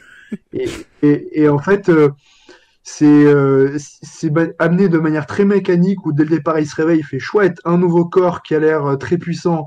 Je vais pouvoir annihiler ma cible, Jake Sully. Ok, je refais son parcours, voilà, de manière très mécanique. Et puis il s'ouvre petit à petit avec la relation avec Spider, qui en même temps lui ouvre un peu les yeux sur son environnement, sur ce que représente Pandora. C'est pour ça qu'il franchit pas certaines limites. Et je pense qu'effectivement, ce qui se passe à la fin fait que quand il reviendra dans les suites, j'imagine déjà à partir d'Avatar 3, il aura un rapport assez différent avec le monde qui l'entoure. Et c'est là que ce sera vraiment très très intéressant de voir ce que ça va donner. Et surtout que cette fois-ci, il est seul. Il est seul à la fin de Avatar 2. Il y a plus d'entreprise, il y a plus d'amis, anciens mercenaires, etc. Il est tout seul. Oui, et ça, j'ai presque envie de dire, ça m'étonnerait pas que Avatar 3 soit sur 90% sur lui. Blade Runner 2049, version James Cameron. Ouais, c'est ça. Je pense que Quaritch sera le personnage principal du 3, justement, et qui va devenir chef d'une tribu au loin. Notamment celle du feu ou, comme on disait, celle de la terre. Arnaud, on t'a pas attendu sur Avatar 2. Qu'est-ce que toi tu en as pensé et quelles sont tes théories, etc. Je t'en prie, hein, la parole est à toi. Moi, Avatar 2, j'ai trouvé que ça se renouvelait quand même assez bien. Bon, il y a toujours un peu ce schéma classique de découverte du monde de Pandora. Mais ce qui me chiffonne un peu, c'est que Cameron a prévu 4 autres films, 3 maintenant, peut-être jusqu'à Avatar 7, mais parce que j'ai vu aussi un article qui disait qu'il pourrait être prolongé jusqu'à un 7e film. Et du coup, ce que je disais, c'est que ça me chiffonne parce que je sais pas comment il peut tenir 3 films de plus encore. Je trouve que il y a beaucoup de choses à exploiter que Cameron ne fait finalement pas. On parle souvent, tu sais, on parle souvent de la planète Terre qui est un peu mourante, et il n'y a jamais de point de vue on n'a jamais de point de vue de ce qui se passe réellement là-bas. Et je trouve ça dommage. Ça pourrait aussi amener un peu de nuance du côté des humains, où on pourrait dire que leur combat contre tous ces peuples de Pandora serait un peu justifié. Je trouve que ça manque un peu de nuance, où on est toujours du côté de ces clans, que ce soit Avatar 1 ou 2, on est tout de suite plongé dans leur côté, de leur côté, quoi, je me répète un peu. Surtout que dans Avatar 1, il est bien spécifié qu'il faut 10 ans entre Pandora et la planète Terre pour voyager. Oui. Ah ouais. Ce qui explique justement l'ellipse de 10 ans au début du film pour faire renaître Quaritch. Exactement, sauf que le problème c'est que technologiquement parlant, ils ont pas l'air d'avoir avancé plus que ça au niveau de la planète Terre. Et en 10 ans, leur planète, elle aurait eu 1000 fois le temps de crever, j'ai envie de dire. Donc j'ai envie de savoir ce qui se passe aussi sur Terre. Je suis d'accord avec Arnaud. Non, mais je suis d'accord, et je pense que c'est pour ça qu'ils récoltent aussi la sorte de miel pour essayer de pas vieillir, etc. Ouais. C'est vrai que ça reste un peu manichéen quand même sur les relations. Ouais, humains, j'ai un mot à dire dessus, effectivement. C'est vrai que pour l'instant, on n'a que le point de vue en fait des humains qui sont envoyés sur Pandora et qui sont capitalistes au possible, égoïstes, qui en ont rien à foutre de Pandora et des ressources qu'ils cherchent à exploiter. Donc effectivement, peut-être que dans les prochains films, lequel je ne sais pas, mais avoir un point de vue depuis la Terre pour voir un peu ce qui se passe là-bas, et en même temps peut-être envoyer des humains sur Pandora qui eux ont un positionnement différent, en essayant d'équilibrer un peu plus les forces et de pas non plus tout saccager, tu vois, pour sauver la Terre. Ça, ce serait vraiment intéressant. Mais Bon, pour l'instant, je trouve que quand même ça représente quand même bien le monde capitaliste qui pousse aussi notre planète Mais vers sa mort. Hein. on Donc, parlait justement en début d'émission du fait que la suite ça pouvait être l'air, l'eau, le feu, la terre. Mais peut-être que justement l'élément terre, ce sera justement un film sur la terre, ou peut-être sur le camp des humains, etc., sur le camp des antagonistes entre guillemets. Peut-être que ça sera justement un film sur ça, et notamment le film sur Quaritch ou quelque chose comme ça qui fait sa rédemption. Il y a toujours après la possibilité que les navis se retrouvent sur Terre et prennent leur vengeance, mais je pense pas que James Cameron aille vers cette direction-là. Bah, il y a des rumeurs comme quoi Avatar 5, Neytiri est sur Terre. Donc, connaissant la page de Neytiri et le fait qu'elle va, je pense, au fur et à mesure des films, développer une haine contre les humains, ça serait possible qu'elle, par exemple, elle prenne une escouade et vas-y, on va sur Terre et on va tous les dézinguer, quoi. Et qu'elle devienne Quaritch à l'avenir. J'ai vraiment l'impression que le schéma narratif d'Avatar suit le schéma narratif de la saga originale de la planète des singes, on va finir par mettre les singes sur Terre. Et pour tous ceux qui ont vu les premiers films La planète des singes, il y a vraiment un parallèle qui se fait avec la saga Avatar, qui moi m'a vraiment surpris en voyant sur Avatar 2. Hein. Ah non, mais je suis vraiment d'accord avec toi, et c'est comme si César c'était Jake Sully et Koba Koba ça serait Neytiri justement à l'avenir. Ça pose beaucoup de questions. Moi ça me passionne, et c'est pour ça que je pense qu'il y a largement de quoi faire sur ces 5 films. Pour moi franchement il y a quelque chose à faire, hein. Il y a beaucoup de questions qui restent en suspens, et je pense que la planète qui même si c'est une planète lune en gros, et on n'a qu'exploré qu'une petite parcelle de cette planète, et on n'a même pas encore, comme vous le dites, exploré la Terre et le point de vue des humains. Donc je pense qu'il y a moyen de... Exactement, et je vais redonner la parole à Arnaud, évidemment, mais je serais d'autant plus surpris si, au final, Avatar 5 arrive et que Neytiri arrive sur une Terre totalement désolée et dévastée, qui aurait été explosée par l'humanité entière, et qu'elle se retrouve face à une nature totalement détruite. Moi, c'est quelque chose qui viendrait en même temps me surprendre, et que je trouverais très intelligent à traiter. Comment tu traites la destruction d'une nature face à toi, espèce qui ne vit que par ça? C'est une question que je trouve très importante à aborder. Ouais, une planète complètement industrialisée, avec des bâtiments partout et des usines, des fumées, etc. Soit une planète totalement post-apo à la Mad Max. Ouais, c'est ça. Ouais, non, mais il est vrai. Arnaud, qu'est-ce que tu voulais dire? Je voulais revenir sur ce que tu disais sur le fait que Pandora était une planète lune, finalement. Je me souviens, dans mon visionnage de Avatar 1, qu'on voit justement d'autres planètes quand les humains arrivent, et justement une grosse planète toute bleue. Et justement, moi qui réfléchissais à ce qu'on pourrait faire ensuite, pourquoi pas aussi explorer ces autres lunes et même cette grosse planète toute bleue. Prendre que Avatar prenne un petit virage spatial un peu à la Star Wars, mais bon. Mais non, mais c'est vrai qu'en plus j'ai été revoir tout à l'heure Avatar avec un pote, et il me disait justement, comme c'est une planète lune, est-ce que ça serait pas bien d'avoir la planète mère, en fait, justement, à quoi elle ressemble, et quelle bestiole. Donc attends, oui. Pandora, c'est une planète lune, genre c'est un satellite d'une autre planète? C'est ça, exactement. Ah oui. Ah ouais? Ah oui. J'avais oublié cette information. En fait, c'est une planète lune, c'est une planète satellite d'une simili Jupiter, en gros. Dans l'univers de Pandora, dans l'univers d'Avatar. Donc donc ça peut être intéressant, ça. Ah ouais. Effectivement. Et si Pandora ne devenait pas déserte comme la Terre, et tout le monde devait partir sur la planète mère. Si ce n'est. Démétrio, Will, on vous a pas attendu depuis quelques minutes. Est-ce que vous avez quelque chose? Oui, parce qu'en fait, je voulais rebondir sur le fait que le film, c'était une sorte de grand avertissement écologique et systémique, en quelque sorte, dans le sens où là, on est dans un monde où le capitalisme est venu aux plus grands excès. Enfin, tous les excès du capitalisme sont exacerbés. Et donc c'est peut-être pour ça qu'on voit Quaritch un peu moins méchant, c'est parce que l'entité humaine, cette figure des humains, des monstres venus du ciel, est encore plus présente, encore plus puissante. Parce que je pense que 10 ans a passé depuis l'autre Avatar, et c'est un peu le personnage d'Eddie Falco qui m'a fait penser ça, où elle a un dialogue où en gros elle dit que la planète Terre est en train de mourir, on doit déménager, et de se dire que la situation que Cameron décrivait dans Avatar 1 est encore plus terrible et encore plus dramatique aujourd'hui.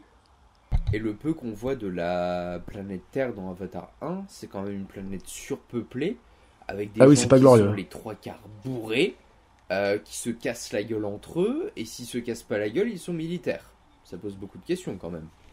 Et on n'a pas parlé de toute la chasse aux baleines là qu'il y a dans le film. Enfin, on en a parlé brièvement, mais on pourrait peut-être en dire quelques mots parce que c'est quand même une longue séquence qui est difficile à regarder. Moi, j'ai vu le film avec mes petits cousins et eux, ça les a vraiment marqués parce que même si j'entendais des gens sortir du film et dire oh c'est pas subtil, on a compris le wokisme, etc. Mais malgré tout, même si c'est pas subtil, au moins c'est un message qui est très facile, qui est universel en fait, qui est très facile à comprendre. Puis, même si c'est simple et évident, c'est toujours bien de le rappeler. Et puis je trouve que au contraire, c'est quand même vachement touchant ce qui arrive au c'est très touchant, franchement ouais. Il arrive rapidement à leur donner vraiment une certaine sensibilité, surtout sur leurs expressions, sur le regard, je pense au regard de la baleine. Donc ils ont carrément des dialogues sous-titrés, c'est génial. Ils communiquent avec les yeux en plus, c'est ça qui est super intéressant. C'est que toute l'émotion passe par les yeux. Mais même sur les personnages principaux et la famille, quand les regards des deux frères qui se lancent malgré les dialogues, etc. Les regards parlent plus que les mots, j'ai l'impression. De toute façon, moi je vais dire un truc, c'est que la deuxième heure qui est en mode full découverte de cette nouvelle région de Pandora et qui en même temps prend le temps de développer un peu tous les personnages et surtout les enfants. Moi, c'est clairement le moment que je préfère de tout le film. C'est cette deuxième heure là. No joke, l'ayant revu cet après-midi, cette deuxième heure, franchement, je voulais y rester.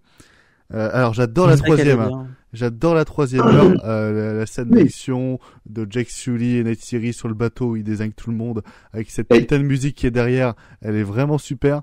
Mais j'ai une question de fou. Excuse-moi de te couper. Mais il y a pas The Rock qui fait un caméo dedans et qui conduit un bateau parce que le mec a exactement les mêmes tatouages que lui. Vraiment, ça m'a perturbé. Par contre, c'est vrai que c'est un simili The Rock. Ouais, je suis d'accord. c'est vrai. Bordel. C'est The Rock de Wish. Non mais par contre cette deuxième heure qui est dans la contemplation et qui est tout droit tirée d'Ushuaïa TV, moi je mais en plus c'est vrai qu'en plus les visuels sont déjà tellement beaux et réussis techniquement que forcément ça t'emporte. Mais c'est un tel réalisme, c'est tellement réaliste, c'est terrifiant. Ouais. Ah oui, et c'est dans cette deuxième heure que la 3D elle est fabuleuse. Ouais, vraiment la 3D. Clairement. Non, mais il y a un moment où t'as qui, je sais plus ce qu'il fait, il fait des nœuds dans l'eau et tout avec les cordes, mais même on voit tous les filaments, un détail c'est dingue. Oui, non, mais les textures sont super réussies. Enfin, tout est palpable en fait. C'est ça qui est dingue. Mais bon, l'expérience, voilà, est top grâce à ça. Mais moi, ce qui m'a vraiment accroché, c'est juste émotionnellement le parcours de découvrir cette nouvelle philosophie, cette nouvelle façon de vivre dans Pandora et d'apprendre à découvrir tous les enjeux émotionnels de ces jeunes gens très intéressants et qui après du coup arrivent à leur paroxysme dans cette dernière heure où il y a beaucoup d'action. Mais c'est vraiment toute cette phase de découverte que j'ai adoré et je pense même si les effets spéciaux avaient été un peu moins bien réussis, j'aurais adoré quand même, c'est dire le truc. Donc c'est du bonus quoi, que ce soit encore plus beau visuellement. En fait, oui, parce que c'est bon, qui veut parler? Tout le monde veut parler. Vas-y. Non, parce que moi je trouvais qu'il était très touchant, c'était le lien qu'il y a entre tous les personnages.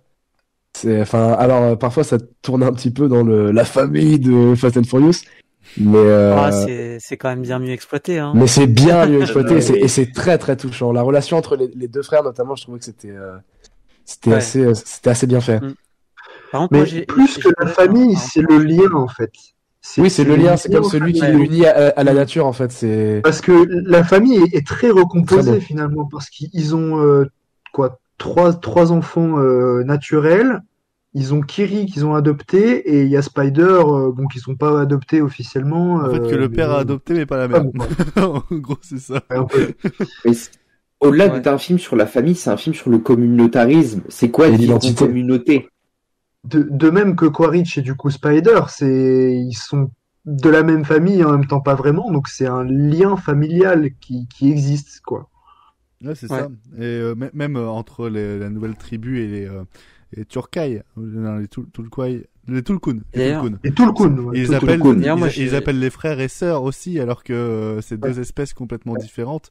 Non, c'est fou. Will, qu'est-ce que tu voulais... Ouais. Alors, moi j'ai quand même un reproche à faire au film, c'est que parfois en fait le personnage de Jake Sully va penser quelque chose qu'on comprend par la voix off, et un personnage va lui dire oui, il faudrait que tu fasses ça, et en fait instantanément il change sa prise de décision. Là je pense par exemple à la fin où il décide justement de revenir donc sur son territoire même de départ, et le personnage lui dit non mais en fait maintenant tu fais partie de la famille, et en fait en l'espace de 30 secondes il change de décision, et ça j'avoue j'ai un peu de mal. En fait j'aurais juste aimé que parfois on ait un petit peu plus de temps, vraiment qu'on nous montre le personnage, tu vois, un peu plus en train de réfléchir, de prendre conscience de ses actes, de ce qu'il veut faire. Ça m'a fait ça m'a fait un petit peu tiquer comme toi, cet enchaînement, parce qu'au montage, t'as l'impression que c'est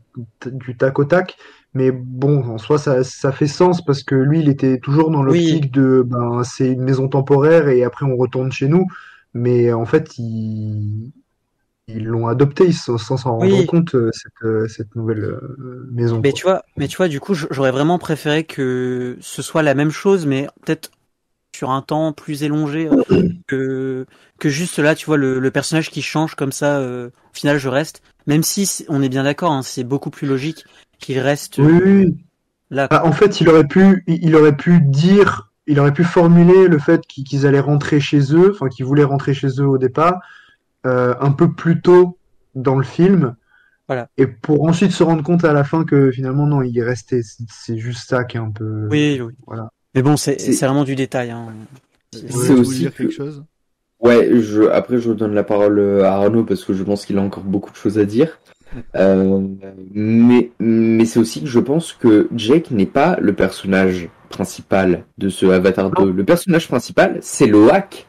Et le personnage principal de Avatar 3, pardon, ça sera peut-être Quaritch. Mais si c'est Quaritch dans le 4, ça sera Kiri, dans le 3, ça sera Kiri dans le 4. J'en suis persuadé. Et pour moi, vraiment, je me suis plus attaché à Loak, à ses sentiments. Et j'ai envie tellement de faire des rapprochements entre The Fableman que j'ai vu il y a 3 jours et Avatar 2 au niveau de cet aspect presque teen movie qu'il y a dans ce Avatar 2, de comment est-ce qu'on construit une jeunesse là-dedans, comment est-ce qu'on a ce rapport à l'adolescence face à cette paternité qui est presque toxique, que ce soit de Quaritch ou de Jake, parce que les deux sont des militaires et ils sont tous les deux insupportables, bordel de merde, quoi. Jake m'a saoulé, vraiment. Les enfants l'appellent chef plutôt que papa. Exactement, déjà à partir de ce postulat-là, il y a un problème. Oui, mais comme il le dit, le père protège. Et un père qui protège, c'est un colonel qui protège ses soldats, quoi. Il est formaté. Hein. Ouais, c'est ça, exactement, c'est ça. Arnaud, est-ce que tu veux rajouter quelque chose sur Avatar 2 Oui, bon, je vais un peu changer de sujet, mais avec Avatar 2, j'ai un peu découvert le HFR. Je connaissais pas du tout avant, c'était le premier film que j'ai vu comme ça. Et je vous cache pas qu'au début, le 60 FPS, là, il m'a beaucoup dérangé. J'ai beaucoup l'impression de voir des cinématiques PS5, notamment dans les scènes d'action, des explosions de véhicules, tout ça, des hélicoptères. Et je trouvais que c'était beaucoup plus pertinent d'utiliser le 60 FPS quand finalement toute la famille découvre cette nature totale auprès du clan de la mer. Je trouve ça beaucoup plus pertinent, et même si finalement je m'y habitue à ce 60 FPS, je trouve ça un peu bizarre, même parfois quand on repassait sur un taux d'image par seconde normal, j'avais l'impression que le film est ramé, comme un vrai jeu vidéo en fait. Ça me l'a fait, mais dans le dernier acte où j'avais l'impression qu'il y avait quelques plans qui ramaient. Je sais pas si c'est la projection qui. Non, c'est ça. Ou... Mais en fait, c'est que tes yeux ils s'habituent aux 60 FPS, donc forcément quand tu baisses le ratio et que tu retournes à 24, ou alors que tes yeux ils s'habituent tellement à 48, non c'est ça, c'est 48. Tes yeux ils s'habituent à 48, donc quand tu repars au 24, en fait, t'as l'impression que les images vont moins lentement, donc du coup que ça saccade. Non, c'est pas vraiment ça. C'est-à-dire qu'il y a des moments où t'étais en 24 et tout d'un coup, là c'est saccadé.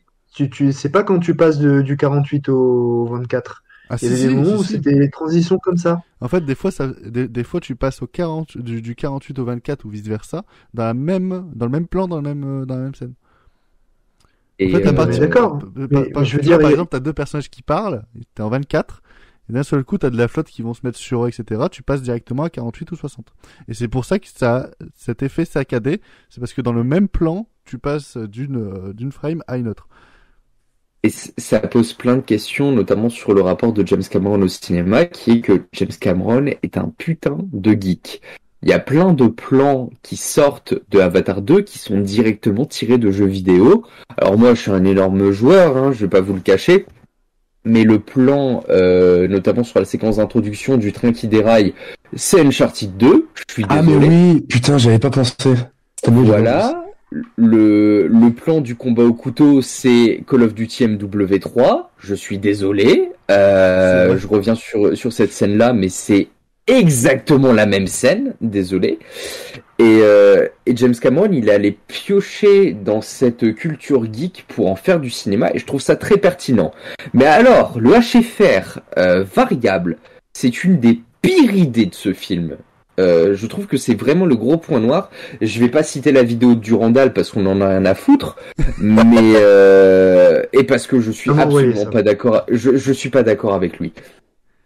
Non, mais en fait, le problème avec Durandal, c'est que quand tu te concentres forcément sur le HFR variable, forcément tu le vois plus que quand tu n'y fais pas attention et que tu te concentres sur le film.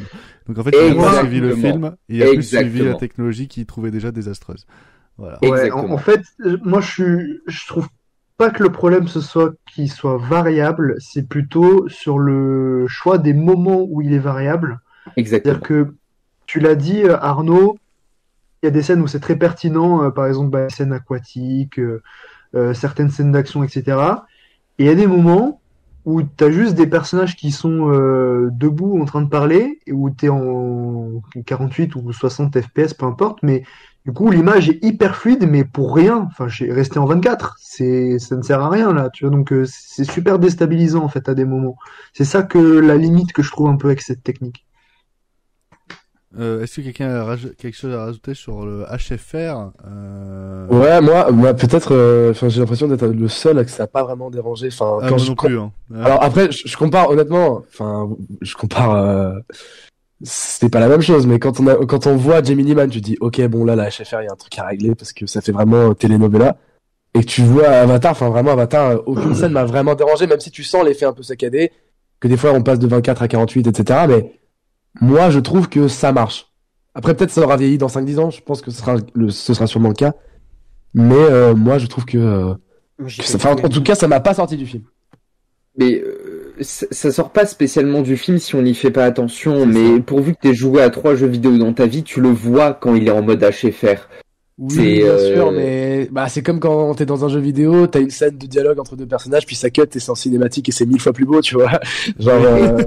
c'est un peu le même rendu, quoi. Mais là, quand même, je trouve que, c'est la même réflexion pour le jeu vidéo. C'est entre la cinématique et le jeu, il y a une très fine limite, tu vois. Genre, on est quand même passé sur quelque chose d'impressionnant. Et je rebondis sur ce que tu disais sur les jeux vidéo.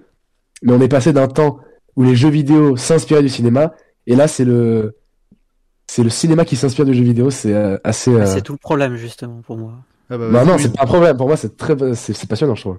J'ai envie d'étrangler Will, mais c'est pas grave.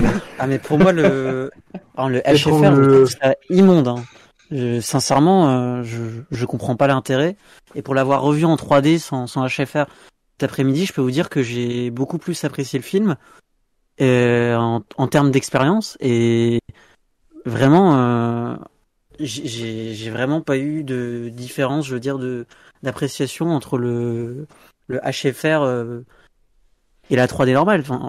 Enfin, je vois vraiment pas ce que ça apporte de plus, si ce n'est oui, d'accord, plus de frames, je veux dire, une vitesse accélérée. Mais bon, on est pour du cinéma, on n'est pas pour du jeu vidéo. Hein. Vince a raison, hein, par contre, c'est un meilleur rendu déjà 3D. Ouais. Et ensuite, suffit d'avoir vu, parce que t'as parlé de Jimmy Neeman Demetrios, qui est un très mauvais exemple, mais suffit d'avoir vu Billy Lynn en HFR justement, mais qui n'est pas variable. Tout le film est en 60 FPS ou plus. C'est pas en 120? Si, c'est ça, c'est plus, c'est 120. Tout le film est en 120 FPS et là le film il a une autre gueule et sincèrement c'est justifié et ça nous donne un rendu beaucoup plus crédible, réel et palpable. Mais le truc c'est que je suis d'accord avec ce que vous dites sur le HFR variable, même si j'ai pas été dérangé. C'est vrai que je pense que Cameron aurait dû peut-être tout faire sur la même frame, soit 48, 60, et ne pas downgrade en plein milieu de film ou en plein milieu de scène, parce que justement, on n'a pas tous la même capacité à prendre en compte ce changement et ces modifications. C'est-à-dire qu'il y en a qui vont beaucoup plus être habitués, comme Louis, moi, Démétrio, où on joue souvent aux jeux vidéo, par exemple, que des personnes comme Will, etc., qui regardent beaucoup plus de films que jouer aux jeux vidéo et donc forcément ont une capacité d'adaptation un peu plus particulière ou un peu moins efficace. Mais c'est ce que j'espère pour les suites, c'est que le HFR prenne possession et soit plus variable en fait, que tout le film soit en 60 FPS, sur le même framerate. Parce que comme tu le disais, Vince, des fois je comprends pas les scènes. C'est-à-dire qu'il y a des scènes d'action, ils sont en 60 FPS, là où par exemple il y a Jake Sully et Neytiri qui défoncent le bateau. Tout ça est en 48 ou 60 FPS, ça change pas. Mais il y a des fois, il y a des scènes d'action, ils sont en 24 FPS, et là tu sens que tu le sens, moi ça m'a pas dérangé la première fois que je l'ai vu, mais là l'ayant revu cet après-midi, je me suis dit merde, il y a un truc qui suit pas, ça se détache en fait de la scène que j'ai vue précédemment, surtout qu'en plus le film regorge de 3 climax, donc il y a 3 séquences d'action qui se succèdent dans les 50 dernières minutes, 40-50 dernières minutes, et donc du coup il me semble que la première avec la baleine, etc., elle est en 48, elle passe en 24 et elle revient en 48. Ensuite, il y a celle, où Neytiri et Jake Sully défoncent le bateau, qui elle est complètement, il me semble, en 48 ou 60. Et ensuite, il y a le face-à-face Sully Quaritch, qui, à partir du moment où il n'y a pas l'eau qui prend possession des lieux, est en 24, et qui, dès que l'eau arrive et qu'ils sont en train de se noyer, etc., passe en 48. Et je comprends pas pourquoi il n'y a pas tout fait dans le même framerate. Vraiment, je comprends pas. Parce que c'est à ce moment-là que, comme tu disais, dans la partie 3, où tu as le plus de lag, de bugs de connexion. Non, mais c'est vrai que en l'ayant revu, là, ça m'a beaucoup plus marqué, alors que la première fois que je l'ai vu, le HFR, mais rien à foutre. Hein. J'étais vraiment dans l'univers et j'en faisais pas attention. Alors, je sais pas si je peux vas-y. Partir dans une autre direction pour le débat, mais est-ce que du coup, ce film-là, vous l'avez senti comme une véritable révolution? Oui. Est-ce que c'est la révolution tant attendue? Oui. Rien que pour les visuels de sous-marins, ça n'a jamais été fait comme ça. D'un point de vue esthétique, c'est une révolution, ouais. Alors, d'un point de vue surtout qu'en plus esthétique seulement. Surtout en plus que c'est une révolution. Oui, c'est de la modélisation visuelle, quoi. Donc ça n'a jamais été fait. Je voulais dire surtout que c'est déjà une révolution par rapport au premier, parce que dans ce film-là, on a beaucoup plus de scènes de nuit. Ce qui était et ce qui expliquait James Cameron, c'est que dans le premier, il y en avait qu'une, c'est la découverte de Jake Sully en terre hostile la nuit. Mais qui a été très compliquée et très coûteuse à faire parce qu'en fait, ils savaient pas gérer la motion capture de nuit. C'est pour ça que par exemple dans le King Kong de Peter Jackson, etc., il y a très peu de scènes de nuit et etc. Et dans cette dans cette suite, il y a beaucoup plus de scènes de nuit. Ils forcent avec les clips et tout des trucs comme ça pour en foutre une pendant toute une scène d'action finale. Il y a aussi eu un nouveau traitement de la 3D, ce qui fait que la nouvelle technologie 3D, déjà, elle fait moins mal au crâne. Peu importe si vous êtes dans la technologie passive ou active, elle fait beaucoup moins mal au crâne et en même temps, elle est beaucoup plus légère et immersive, je trouve, qu'à l'époque. Où la 3D était encore exploitée au cinéma. Oui, et puis la performance capture est améliorée. Enfin, je dirais que les visages, on apprécie beaucoup plus les nuances et le jeu en fait des comédiens qui, moi, m'a beaucoup plus saisi en fait dans les moments d'émotion où je ne faisais plus la différence que c'était un truc créé par ordinateur, quoi. Si j'avais les vraies émotions sur le visage, point barre, c'était terminé, quoi. Donc ça, c'était vraiment beaucoup plus impressionnant, si je trouve. Je suis vraiment d'accord sans être d'accord. Pour moi, résumer Avatar 2 revient à dire que Avatar 2 est un très grand film d'un point de vue technologique. Au sein de la saga, ça sera un grand film. Mais je pense que c'est avant tout un film de transition. Que ce soit du point de vue de la saga, du point de vue de ce que ça raconte, des personnages, etc. On est dans une transition de Quaritch qui passe du grand méchant à quelque chose d'autre. De Jake qui va passer du chef de famille à sa relation avec son fils qui était pourtant pas aimé. C'est plein d'éléments de transition qui vont venir apporter à la saga, ce film. Et je pense sincèrement qu'il ne se suffira pas à lui-même à la sortie de Avatar 3. Je finis. Et notamment d'un point de vue technologique. Par exemple, l'utilisation du HFR, c'est très bien. Mais justement, le fait qu'il soit variable, c'est une période de transition. Avatar 3, j'espère que ça sera pas variable. Sincèrement, j'aurais du mal à voir le film en me disant HFR variable. Moi, c'est pas le problème qu'il soit variable hein, pour moi. Hein. C'est juste savoir comment tu l'utilises cette variation. Voilà. Avatar 2 pour moi c'est plus ce test de quand est-ce que je peux l'utiliser et quand est-ce que je peux m'en passer. On est dans une forme d'expérimentation et pareil pour cet univers-là. Avatar 2 c'est ce film de transition vers la suite de la saga. Et je trouve ça vraiment très intéressant. Vis-à-vis de James Cameron et notamment de sa mise en scène, on en a très peu parlé, mais d'un point de vue de mise en scène, il y a beaucoup de zoom à l'intérieur de l'image. On est dans une scène d'action, on est du point de vue par exemple de Neytiri qui est à l'arc, qui va viser le cockpit d'un hélicoptère, la flèche part, hop, ça zoome sur le cockpit de l'hélicoptère. C'est un rendu purement cinématique plus que cinématographique. Et où est la limite et comment est-ce qu'on arrive à transformer ce rendu cinématique qui peut s'apparenter à du jeu vidéo, à de l'animation, d'un point de vue cinématographique. On teste plein de choses. C'est ça qui est passionnant avec ce film. On teste 1 milliard de choses. Maintenant, comment est-ce qu'on remet en pratique tout ça après ? Ouais, après, je vois ce que tu veux dire sur le côté film de transition. Néanmoins, d'un point de vue narratif, il y a certes, on en a parlé... Ouais, on en a parlé, il y a certes des petits trucs qui sont posés là et que tu sais qui seront encore plus développés plus tard et peut-être que avec Avatar 3 on se dira du coup les deux films sont indissociables l'un de l'autre etc. Ils se complètent parfaitement, possible. Mais je trouve quand même que l'histoire d'Avatar 2 de A à Z elle se tient toute seule. Ouais, c'est pas Alita Battle Angel quoi.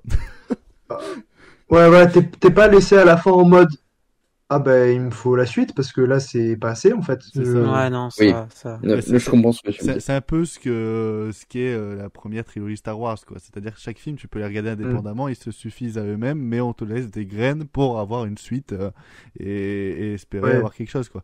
Même dans Retour vers le futur. Hein, oui, même dans Retour vers le futur, même dans Le Seigneur des Anneaux par exemple. Enfin c'est comme ça qu'on connaît les grandes sagas. Sauf le Hobbit. Parce que du coup, le 2, c'est un vrai film de transition. Il se termine sur un cliffhanger, quand même. C'est ça. Donc, bon. Ouais, non, je suis un peu plus d'accord. Enfin, après, on va pas revenir sur le Hobbit, mais je trouve cette saga scandaleuse. voilà. Ça, c'est autre chose. Non, mais est-ce que vous réalisez que la transition la plus dure qui sera à faire, ce sera celle du spectateur avec le prochain blockbuster qui est Ant-Man 3? Ah putain, mais c'est... Non, mais là, ce sera difficile. Parfaitement d'accord. D'ailleurs, on en a pas parlé, mais... les yeux, hein. Mais le Black Panther 2, c'est Avatar 2 version Wish. Hein. Un peu. Je suis certain- Tu vois les scènes solo dans Black Panther 2 par rapport à Avatar, un mois mais plus Black Panther 2 a pris 10 ans dans la gueule avec la sortie d'Avatar 2. Hein, c'est... En un mois, il a pris 10 ans dans la gueule, ouais. Non, c'est clair. Moi, je m'en souviens même plus. Hein. Je l'ai vu. Je crois que 2 jours après, je m'en souvenais plus déjà. Non, mais c'est...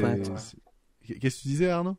Je disais que j'étais d'accord, c'est tout. Ah non, mais c'est incroyable à quel point tous les... En fait, vous prenez pratiquement toutes les bandes annonces de blockbusters qui sortent en 2023, c'est-à-dire Ant-Man, Shazam, The Flash, Galaxy 3 et tout comme ça, ils prennent tous déjà 10 ans dans la gueule. Je sais pas comment... Il faut en fait des films comme Mission Impossible ou Top Gun Maverick pour rester dans la même vibe de blockbuster. Parce qu'ils ont beaucoup d'effets pratiques, donc ça. Ils gèrent mieux leur truc, quoi. C'est ça. Mais en gros, si tu veux faire un film de blockbuster à effets spéciaux, tu demandes à Spielberg, Miller ou Cameron. Sinon, le reste du temps, tu fais des effets pratiques et tu demandes à Tom Cruise, quoi. Ou Snyder, je dis ça, je dis rien. Oui, Snyder, ça vieillit. C'est un autre débat, ça. Snyder, ça vieillit pas de 10 ans, ça vieillit de 2 ans. C'est tout. Voilà, Snyder fait des choses relatives. Je dis pas ça parce que je suis un fanboy de Snyder, mais un peu. Nous divagons. Est-ce que quelqu'un a quelque chose à rajouter sur Avatar 2 ou alors on peut conclure sur le fait que ce film est extraordinaire. Ouais, mais justement, moi, je sais pas, je fais une petite ouverture, bam. Comme en français, mais j'ai peur que ce film ne me marque pas. En fait, on est arrivé à un point où, alors c'est certainement ce qui a été fait de plus marquant au cinéma, mais comme on parlait du jeu vidéo, bah je vois déjà ça avec le jeu vidéo en quelque sorte. Je veux dire les détails sur les visages, les grandes cinématiques, etc. Donc je vais pas dire que j'ai déjà vu parce que c'est faux, c'est inédit ce qu'on s'est tapé, qu'on s'est mangé dans la gueule. Mais j'ai peur que dans quelques mois, pas je vois mieux, mais que j'y pense plus. Alors, juste, on parle toujours de César de la Nouvelle Planète des Singes. Et pourtant, on disait tous, à la sortie du film, ce film nous marquera pas. C'est vrai, c'est vrai. Et après... Non, mais tu vois ce que je veux dire, me marquer en tant que grand film, comme a su le faire un Star Wars, tu vois ce que que ça me fasse partie de moi, tu vois, que je grandisse avec. J'espère que ça va me faire ça. Oui, après, Avatar, ça fait partie de moi, donc après c'est chacun son. Chacun a son propre rapport avec le film. Je sais que moi, même si c'est pas non plus le film qui m'aura le plus bouleversé cette année, n'empêche que, comme je le disais tout à l'heure, en fait, l'histoire m'a tellement passionné que même si les effets spéciaux avaient été moins bons, j'aurais kiffé autant en fait. Donc le film il va me marquer avec son aspect technique, mais aussi avec ce qu'il raconte au final. Ouais, donc j'ai pas peur de... On a un apport émotionnel en fait avec Jake Sully, Neytiri ou même Quaritch maintenant.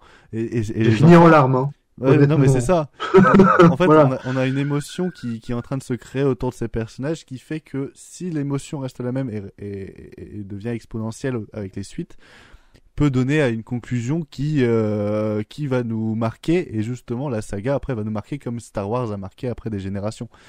Avatar 2 a servi à nous attacher surtout. Maintenant, on est attaché à cette famille. On était déjà attaché à Jake et à Neytiri, mais là on est attaché à la famille. Qu'est-ce que ça va être la suite? Ah oui, non mais imaginons dans le 5, etc., on a un membre très important de la famille comme Jake ou Neytiri qui décède, j'imagine même pas. Et connaissant Cameron, il peut les faire tuer d'une manière complètement dégueulasse. J'ai tellement envie, et je suis désolé, j'ai tellement envie que Jake meure et que Neytiri devienne cette espèce de Terminator increvable et qu'elle bute tout le monde. Ça serait fou, mais alors fou. Il y a moyen qu'elle le devienne quoi qu'il arrive. Ah oui, non, mais de toute façon, pour moi, elle va le devenir. Connaissant le monsieur, c'est très fort possible. Hein. Ah oui, non, mais voilà, ça va devenir une Sigourney Weaver dans Alien, quoi. Ce serait incroyable. Gros lance-flamme, vas-y, c'est parti. J'aime que un petit passage horrifique dans Avatar, ce serait pas de refus. Alors, Ouais. attends, justement, j'ai été revoir le film cet après-midi, il y avait une gamine de 6-7 ans à côté de moi. La gamine de 6-7 ans, elle a flippé à plusieurs moments. Et limite, des fois, il y a des jumpscares, il y en a 3-4 dans le film. C'est vrai. 3-4 dans le film, j'ai vu sursauter. Notamment la petite scène sous-marine, un peu dans de la mer, là. Ah oui, bah ça, Ouais, déjà, oui. pour moi, c'est très, très dans de la mer, et en plus, c'est une très pas bonne mal. scène de requin, quoi. Ça m'a fait penser au monde de Nemo, mais c'est peut-être parce que je suis Ah putain, c'est vrai. fan Pixar. Non, c'est vrai. Mais c'est vrai, putain, c'est totalement fou. Incroyable, ça, en voilà. plus. Mais Bruce le Mais requin, quand- hein, les gars. Mais voilà, le film est ultra référencé de partout, que ce soit de l'animation, du grand cinéma qu'on connaît, que enfin, je trouve ça fou que Cameron ait eu réussi à faire un film autant référencé et en même temps autant neuf à l'œil. C'est des références digérées, quoi. C'est des motifs qu'il reprend par-ci par-là, même de son cinéma. Voilà, l'exploration sous-marine, Abyss, le naufrage, Titanic. Et parce que le c'est fait Terminator. intelligemment, voilà. voilà. On parlait de Black Panther, mais Black Panther, c'est juste comment est-ce qu'on fait d'un point de vue purement pratique et logique cet effet-là. Là, c'est comment est-ce que je fais pour donner à mon spectateur cette sensation-là, tout en ingurgitant tout ce qu'il a bouffé en cinéma depuis des années. Oui, c'est de la Surtout que- référence pour nous faire théoriser comme on est en train de le faire depuis 1h30. Parce qu'on Mais surtout que Voilà. ce film-là, c'est pas non plus un film d'horreur, enfin un film d'horreur ou d'auteur ou de thriller psychologique. Enfin, c'est ce qui devrait être la base. Non, mais c'est ce qui devrait être la base non, mais je veux dire un truc intimiste, quoi. C'est ce qui devrait être la base du blockbuster. Mais ce qu'on voit avec les Black Panther, etc., c'est tellement de la sous-merde, c'est tellement horrible ce qu'on nous fait manger, que quand on voit ça, on se dit c'est exceptionnel. Mais pour moi, ça devrait être juste la norme, quoi. Je suis d'accord avec toi, totalement. D'avoir je suis une bonne qualité comme Clairement. ça devrait être logique et normal. Mais bon, on est plus dans les années 80 où on se mangeait des Mad Max, Star Wars. Malheureusement. Mais peut-être que ce sera l'instigateur de toute une nouvelle génération de Bah réalisateurs. non, parce que pour essayer de conclure sur la place du blockbuster aujourd'hui, quand il pense cinéma pour est moi, mort. pour moi les 3 meilleurs blockbusters de la décennie passée, c'est Mad Max qui est réalisé par George Miller qui est un vieux, c'est Ready Player One qui est réalisé par Steven Spielberg qui est un vieux, et là c'est Avatar 2 réalisé par James Cameron qui commence à devenir vieux, quoi. Mais On peut compter les Missions Impossibles avec Tom Cruise qui est plus tout jeune non plus aussi. bah oui, c'est ça. Il y a les Missions Impossibles ou Top Gun qui est avec un Tom Cruise qui est plutôt vieux, quoi.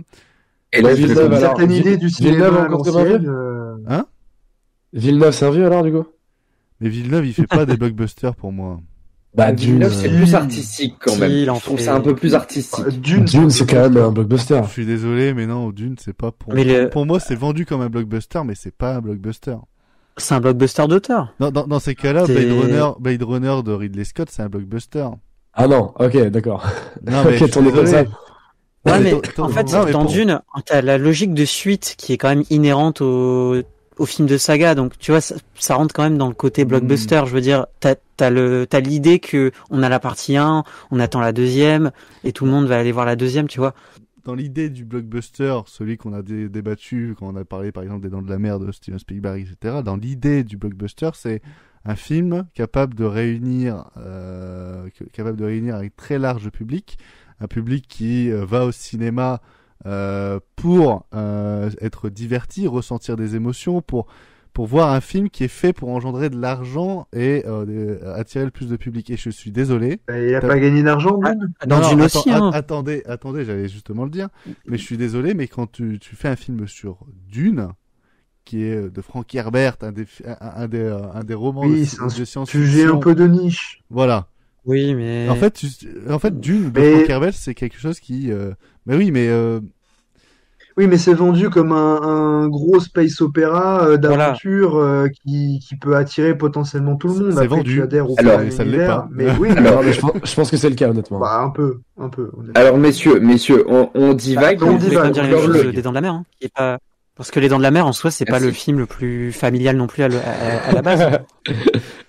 Alors, on divague, mais juste pour clore essayer de revenir sur notre intrigue originale là, et clore le débat, et conclure, et faire parler les rageux, faut rajouter dans votre liste là, Zack Snyder avec Batman vs Superman en version longue. Voilà, je dis ça, je dis rien. Et la Snyder Cut aussi, quand même. Oui, la Snyder. Ouais, mais la Snyder Cut, c'est à partir de 2020, voilà. Non, mais je parle de décennies des 10 dernières années. Oui. Ah oui, là pour le coup, les Snyder, c'est des films d'auteur, hein, putain.